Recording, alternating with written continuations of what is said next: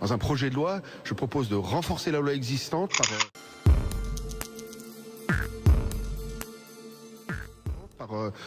pour associer la gestuelle antisémite, nazie et négationniste qu'est la quenelle, qu'est le salut nazi, que sera toute gestuelle ayant rapport avec ces organisations racistes, pour renforcer l'arsenal législatif pour pouvoir agir plus vite.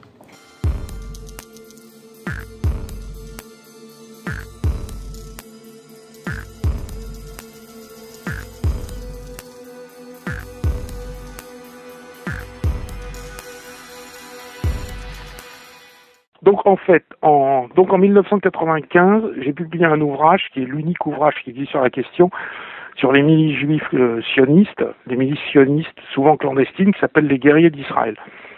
Donc à l'intérieur, il y a un chapitre qui est consacré à l'attaque de la fête en commémoration de Jeanne d'Arc du 8 mai 1988, où il y a un groupe de bétarim, c'est-à-dire des militants du Bétar, qui sont cachés sous l'étiquette d'organisation juive de combat, puisque le Bétar est une association déclarée. Donc l'organisation juive de combat a attaqué au début de la manifestation, alors que les militants nationalistes, royalistes, etc. se préparaient. Donc ils ont attaqué à coups de manche de pioche, de poings américains, etc. Il y a eu 8 personnes qui ont été gravement blessées, dont une très gravement blessée. Alors il trouve que figure à l'intérieur de ce livre un certain nombre de documents, c'est-à-dire notamment le rapport d'arrestation d'un certain nombre des personnes qui avaient été interpellées par la police au moment de cette attaque, et il figure, comme vous le voyez sur l'écran, puisqu'on vous reproduisez le PV de police, le rapport de police qui figure à l'intérieur, il y a un monsieur, Meir Habib, né le 28 avril 1961 à Paris 12e. Fils de Roger Habib et de Iliane Choua, ingénieur.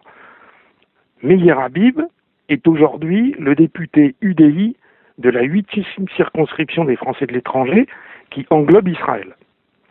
Et ce détail, qui n'est pas vraiment un détail, qui montre qu'un député français était un gros bras qui appartenait à des milices sionistes, clandestines, qui agressaient des personnes innocentes, est aujourd'hui un député UDI, c'est-à-dire avec l'aval de M. Borloo et avec l'aval de M. Bayrou. Et personne ne se souvient de cet épisode.